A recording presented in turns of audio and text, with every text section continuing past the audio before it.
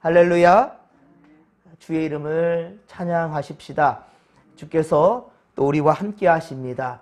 한 주간의 처음 첫 시간을 코람데오 아버지 앞에서 말씀과 기도로 시작하는 여러분들, 예배를 귀히 여기고 성전을 사랑하는 여러분들은 진정 주님께서 귀하게 여기시는 구원받은 백성이라는 사실을 잊지 마시고 항상 주님 주시는 평안을 맛보며 살아가는 믿음의 권속들이 되기를 주님의 간절히 축원합니다. 오늘은 대림절 두 번째 주일입니다. 예수님의 오심을 우리 모두 함께 기뻐하며 소망 중에 재림하실 주님을 기다리며 남은 날들도 은혜로 보낼 줄 아는 성도들 되기를 소망합니다.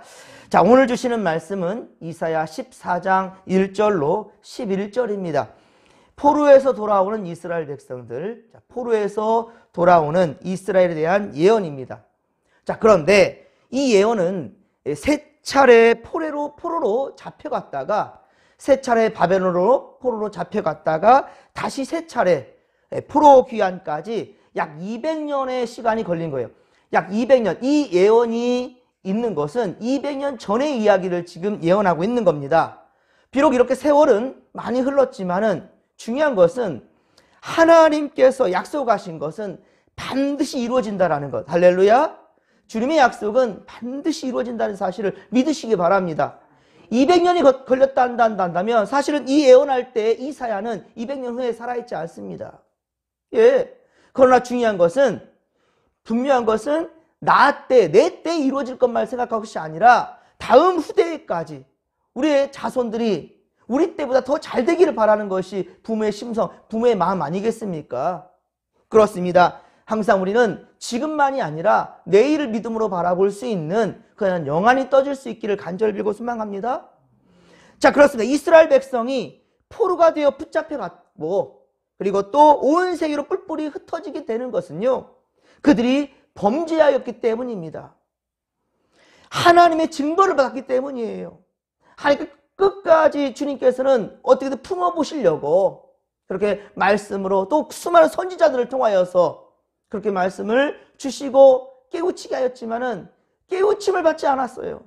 그리고 끝까지 우상을 숭배하고 범죄하였기 때문에 결국은 하나님의 징벌을 받게 된 것입니다. 그러나 하나님께서는 그들을 긍휼히 여기셔서 다시 그들을 자신들의 고향으로, 주님께서 약속의 그 땅으로 다시금 돌아오게 하신다는 것입니다. 그리고 앞서 우리가 이사야 13장 17에서 18절에 보았듯이, 앞서 이사야 13장 17에서 18절에 보았듯이 바벨론을 멸망시킨 나라, 바벨론, 이스라엘을 멸망시킨 아수르, 그리고 아수르와 그 남유다까지 전부 다 또 멸망시켜버렸던 바벨론. 그러나 이 바벨론을 다시 또 멸망시키는 그 나라가 메대입니다. 메대라는 이름까지 정확하게 예언되고 있다는 것은 놀라운 일이에요. 바벨론은 메대와 바사, 곧 이 바사는 페르시아입니다. 이 페르시아에 의해 멸망당하고, 그리고 그 나라의 바사왕 고레스에 의해서 포로에서 해방되어 예루살렘으로 다시금 돌아오게 되는 것입니다. 70년의 포로 생활을 마치고 다시 이제 예루살렘, 이스라엘 땅으로 돌아오게 되는 거죠. 나그네 된 자. 자, 나그네 된 자라는 것은 바로 이방인들, 이스라엘이 회복되는 때에 이스라엘 족속에게 가입하여서 그들과 연합하게 된다라는 것을 지금 말씀하는 겁니다. 즉 이방인들이 개종하여서, 이방인들이 하나님을 떠나 있었던 삶 가운데에서 그들이 바로 우상을 버리고 천지를 창조하시는 창조주 하나님께로 돌아와 구원을 얻게 된다라는 것을 지금 말씀하는 겁니다. 여러분, 초대교회는 바울을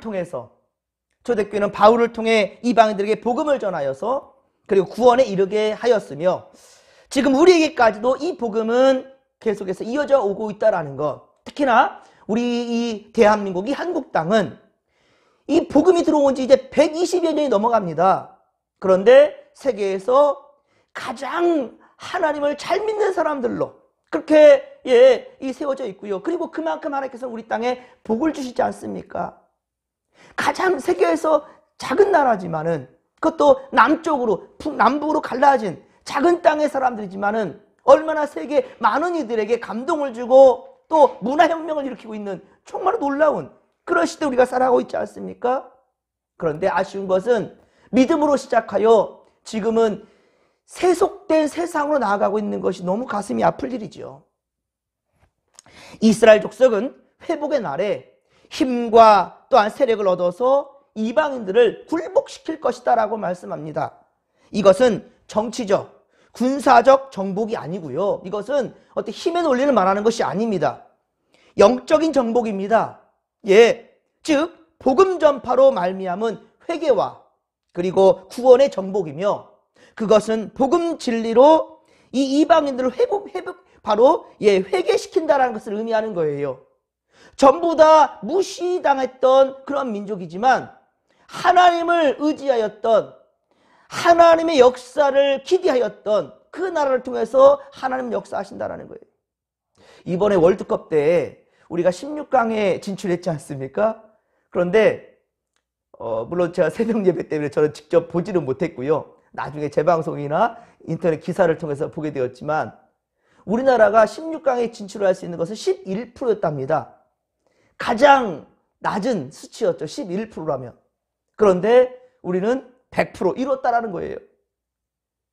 정말 놀라운 겁니다. 우리가 인간적인 생각의 범주 안에 절대로 여러분들 예측하는 걸로 끝내지 마시고 그것을 뛰어넘는 하나님의 은혜를 바라볼 때 반드시 꿈은 이루어진다. 그렇습니다.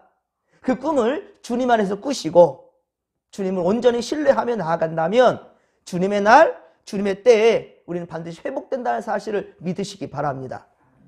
오늘 보면 3에서 5절, 오늘 보면 3에서 5절은 고향으로 돌아오는 이스라엘 백성들입니다.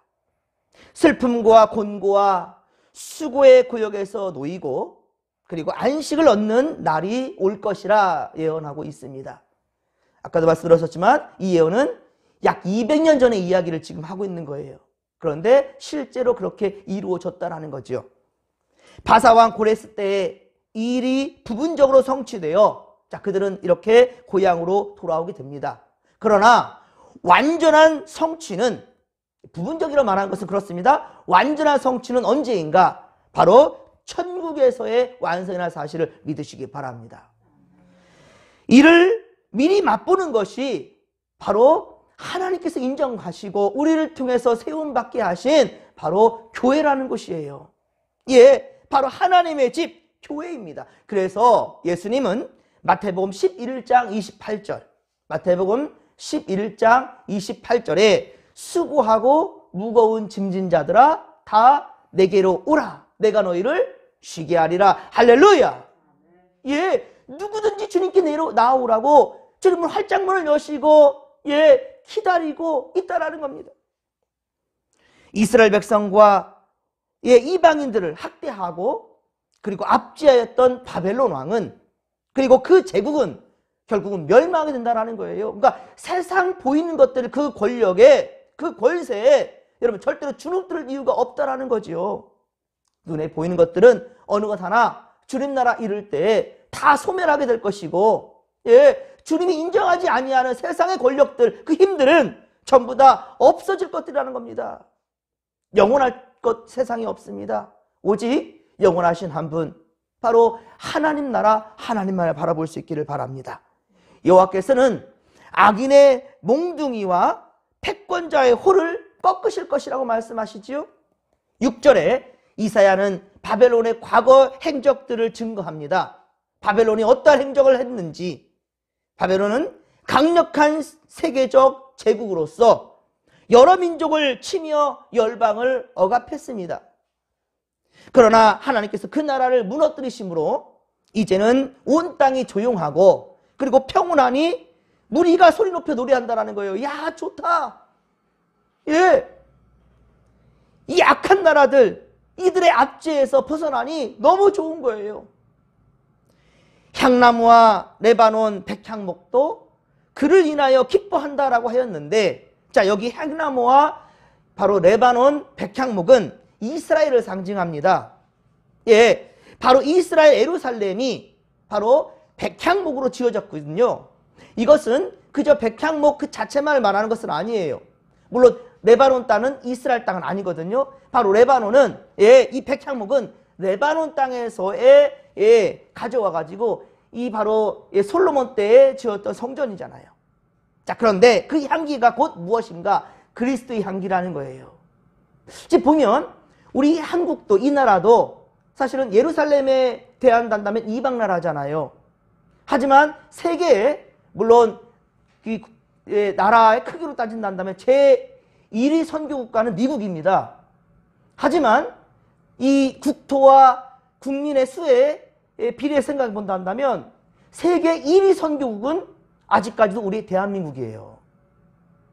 복음이 이 땅에 들어온 것이 100여 년이 지나는데 세계 1위 선교국이 바로 이 대한민국이라는 거예요. 바로 지금 이 말씀에 딱 맞습니다. 레바논의 백향목인데 이것을 이스라엘로 상징했지 않습니까? 바로 이 이방, 아니 예루살렘으로 시작되었던 이 복음이 땅끝까지 이르는 그 상황에서 이 한국 땅까지 왔지만 이제는 어떻습니까? 바로 레바논의 백향목, 바로 이 한국의 이 우리 믿음 있는 이 믿음의 성도들로 말미암아 세계로 나가고 있다는 거예요. 이거 진정 그리스도의 향기가 되고 있음에 얼마나 감사할 일입니까? 9절에 바벨론 왕이 멸망할 때 즈음, 즉 수올은 지옥을 의미합니다. 이 지옥을 맞이하기, 지옥은 그 바로 멸망당한 바벨론 왕을 맞이하는데 소동할 것이라는 거예요. 자, 영화롭고 강대한 나라, 비파 소리가 울려 퍼졌던 희락의 나라. 자, 그 바벨론이 이제는 멸망한다는 거죠.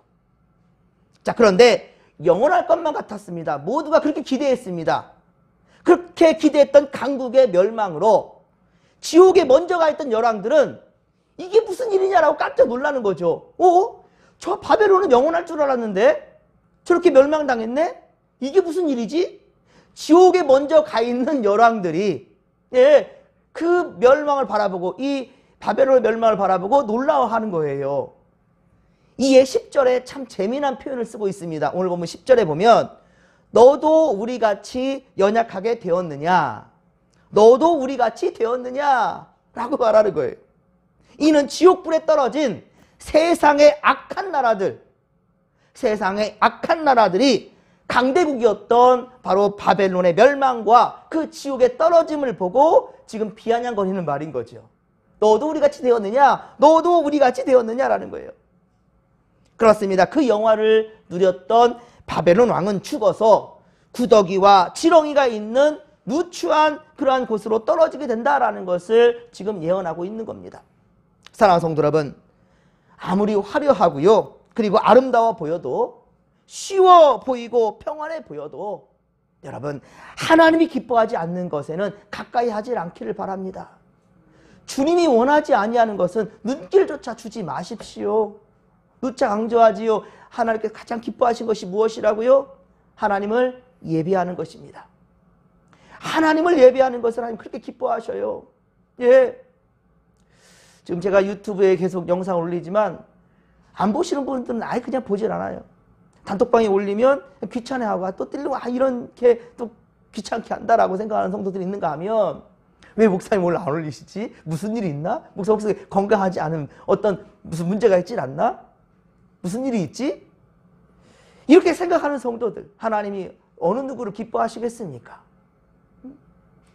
비록 성전에 오지는 못해도 최선을 다해서 말씀을 가까이 하려 하는 그런 성도들의 열심과 열정을 주님께서 절대로 외면하지 않는다는 사실을 여러분들 반드시 아시기를 바랍니다.